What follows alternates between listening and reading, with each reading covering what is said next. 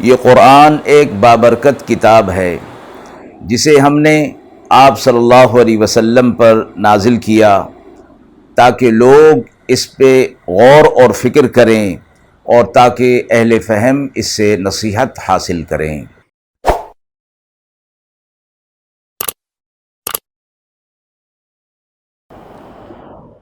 بسم اللہ الرحمن الرحیم۔ السلام علیکم ورحمۃ اللہ وبرکاتہ۔ ناظرین کرام، درس قرآن مجید کے آج کے اس پروگرام میں ہم سورۃ الانعام کی آیت نمبر 153 کا ترجمہ اور تفسیر پیش کر رہے ہیں اور آخر میں پوچھے گئے سوال کا جواب ہوگا۔ اعوذ باللہ من الشیطان الرجیم، بسم اللہ الرحمن الرحیم۔ وَأَنَّ هَذَا صِرَاطِي مُسْتَقِيمًا فَاتَّبِعُوهُ وَلَا تَتَّبِعُوا السُّبُلَ فَتَفَرَّقَ بِكُمْ عَن سَبِيلِهِ ذَلِكُمْ وَصَّاكُمْ بِهِ لَعَلَّكُمْ تَتَّقُونَ۔ آیت مبارکہ کا ترجمہ ملاحظہ فرمائیں۔ اور بے شک یہ میری راہ ہے جو سیدھی راہ ہے، سو اسی کی اتباع کرو اور مت چلو دوسرے راستوں پر کہ تمہیں جدا کر دیں گے اللہ کے راستے سے۔ یہ حکم تمہیں تاکیدی طور پر کر دیا ہے تاکہ تم تقوی اختیار کرو۔ جیسا کہ پچھلی دو آیات میں آیت نمبر 151 اور 152 میں چند احکامات کا ذکر فرمایا گیا تھا،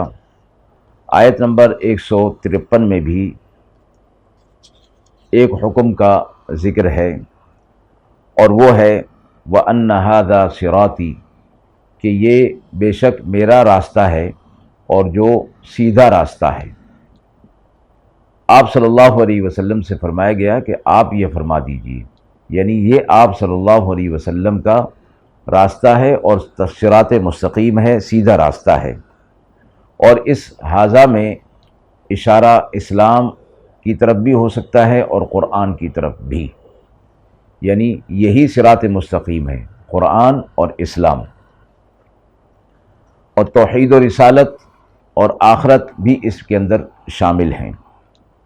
تو فرمایا کہ میں جس راستے کی تمہیں ہدایت کر رہا ہوں اور خود جس پر ہوں، تم بھی اسی کی اتباع کرو۔ آگے فرمایا وَلَا تَتَّبِعُوا السُّبُلَ، اور دوسرے راستوں کی تم پیروی نہ کرو، یعنی اللہ تک پہنچانے کا جو راستہ ہے وہ ایک ہی ہے، وہ صراط مستقیم ہے اور وہ میرا راستہ ہے، اور جو دوسرے راستے ہیں وہ گمراہی اور ظلمات کے راستے ہیں۔ اگر تم ان راستوں کی پیروی کرو گے تو پھر تم صراط مستقیم سے ہٹ جاؤ گے۔ حضرات صحابہ کرام فرماتے ہیں کہ آپ صلی اللہ علیہ وسلم ایک مرتبہ زمین پر تشریف فرما تھے اور آپ صلی اللہ علیہ وسلم نے اپنی انگلی مبارک سے ایک خط کھینچا زمین پر جو سیدھا تھا، پھر اس کے دائیں بائیں دوسرے خط کھینچے اور فرمایا جو درمیان میں خط تھا سیدھا، اس کے لیے فرمایا کہ یہ صراط مستقیم ہے، اور یہ آیت تلاوت فرمائی وَأَنَّ هَذَا صِرَاطِي مُسْتَقِيمًا فَاتَّبِعُوهُ، یہ ہے میرا سیدھا راستہ صراط مستقیم، سو اس کی اتباع کرو، یعنی یہ سیدھا راستہ ہے جو تمہیں اللہ تک پہنچا دے گا، تمہاری منزل مقصود تک پہنچا دے گا۔ اور فرمایا کہ اس راستے کے دائیں بائیں اور راستے ہیں جو تمہیں گمراہی کی طرف لے جائیں گے، اور یہ دائیں بائیں جو راستے ہیں ان راستوں پر شیطان ہے جو کوشش کرتا ہے کہ صراط مستقیم سے ہٹا دے اور تمہیں گمراہ کر دے۔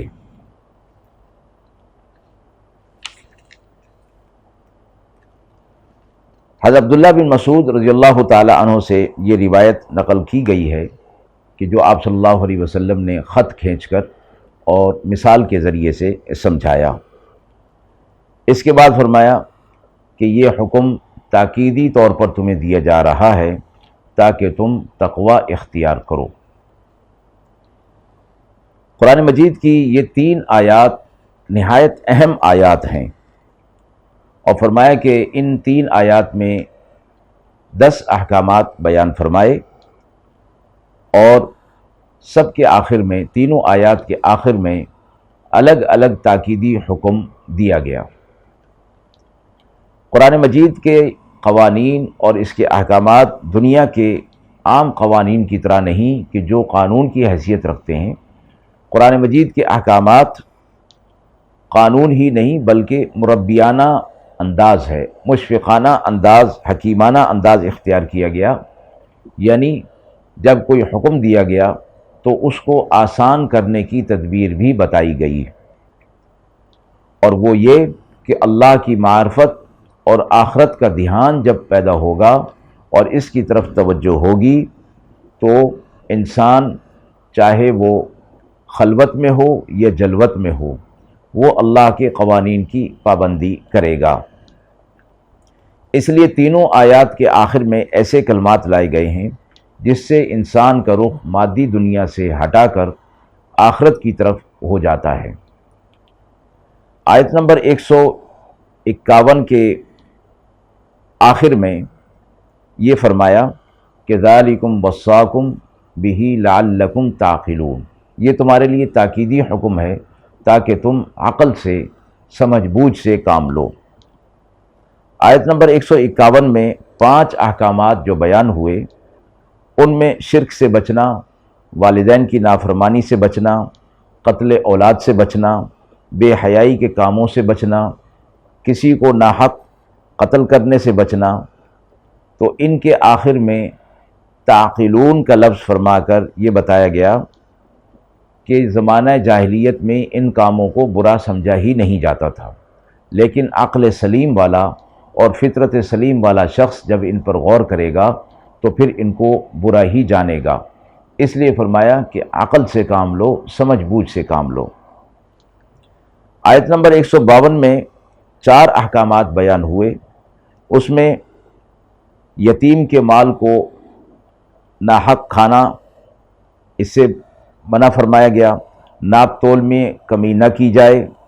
بات کہنے میں حق بات کی جائے، عدل اور انصاف کی جائے، اور اللہ کے عہد کو پورا کیا جائے۔ فرمایا یہ چیزیں تو ایسی ہیں کہ جو ایک جاہل بھی سمجھتا ہے کہ یہ برے کام ہیں، اور ان میں کچھ لوگ جو ان میں جو چیزیں ہیں، یعنی بات کو سچ کہنا، کسی کو ناحق قتل نہ کرنا، یتیم کے مال کے قریب بھی نہ جانا، ان میں کچھ لوگ ہیں جو عمل بھی کرتے ہیں اور ان پر عمل پیرا ہیں، لیکن اکثر لوگ اس سے غفلت میں پڑ جاتے ہیں۔ اس لیے تاکیدی حکم کے آخر میں یہ فرمایا کہ اس غفلت سے بچانے کے لیے نصیحت ہے اور تذکرہ ہے کہ بار بار کسی چیز کو بتایا جائے، اور نصیحت کے اندر یہ بات شامل ہے کہ اس کے اندر خیر خواہی ہوا کرتی ہے، اور لفظ وصیت کا معنی تاکید کا ہوا کرتا ہے، تو تینوں آیات کے آخر میں وصیت کا لفظ ہے، یعنی یہ نصیحت بھی ہے جس کے اندر خیر خواہی ہے، اور یہ وصیت بھی ہے جس کے اندر تاکیدی حکم ہے۔ آیت نمبر 153 میں فرمایا گیا کہ یہ جو باتیں کی گئی ہیں، جو احکامات دیے گئے ہیں، یہی صراط مستقیم ہے، اور اسی کو اختیار کرنے کا حکم دیا گیا، اور اس کے خلاف جو دوسرے راستے ہیں اس سے بچنے کا حکم دیا گیا، اور صحیح طریقہ یہی ہو سکتا ہے کہ جب تم تقوی اختیار کرو گے تو پھر تم صراط مستقیم پر آ جاؤ گے۔ اور تینوں جگہ وصیت کا لفظ لانا جو تاکیدی حکم کے معنی میں ہے، صحابہ کرام نے فرمایا جو شخص رسول اللہ صلی اللہ علیہ وسلم کا وصیت نامہ دیکھنا چاہے وہ یہ 3 آیتیں پڑھ لے۔ آیت کے حوالے سے، آیت نمبر 153 کے حوالے سے یہ سوال کیا گیا ہے کہ قرآن مجید کے نازل کرنے اور آپ صلی اللہ علیہ وسلم کو مبعوث کرنے کا منشا اور مقصد کیا ہے؟ تفسیر مظہری میں فرمایا گیا ہے کہ قرآن مجید کے نازل کرنے اور رسول اللہ صلی اللہ علیہ وسلم کو مبعوث کرنے کا مقصد یہ تھا کہ لوگ اپنے خیالات کے ذریعے سے کسی چیز کو حلال قرار دے دیں اور کسی چیز کو حرام قرار دے دیں، اور یہ سلسلہ آگے بڑھ جائے تو پھر یہ لوگ گمراہی اور ضلالت کے اندر پڑ جائیں گے۔ تاکہ قرآن مجید کے آ جانے سے، آپ صلی اللہ علیہ وسلم کے آ جانے سے اور اپنے ارادوں کو چھوڑ دیں، اور آپ صلی اللہ علیہ وسلم قرآن کے ذریعے اور اپنی سنت کے ذریعے سے جو احکامات دے رہے ہیں اپنے آپ کو ان کے تابع کر لیں اور اپنی زندگیوں کو اسی کے مطابق کر لیں۔ لیکن فرمایا گیا کہ عملی طور پر یہ ہو رہا ہے کہ لوگ قرآن کو اور سنت کو اپنے خیالات کے مطابق کرنے کی کوشش کر رہے ہوتے ہیں، جبکہ اپنے آپ کو اس کے حوالے کرنا ہے، اللہ کے حکم قرآن کے اور رسول اللہ صلی اللہ علیہ وسلم کی سنت کے حوالے کرنا ہے۔ اور فرمایا کہ جب یہ نہیں ہو رہا تو پھر گمراہی کی بہت سارے راستے پیدا ہو رہے ہیں، بدعات اور شکوک و شبہات پیدا ہو رہے ہیں، ان سے بچنے کی تاکید ان آیات کے اندر فرمائی گئی ہے۔ تو آپ صلی اللہ علیہ وسلم کا مبعوث ہونا، قرآن کا نازل ہونا دراصل صحیح ہدایت کی اور صراط مستقیم کی نشاندہی کے لیے ہے۔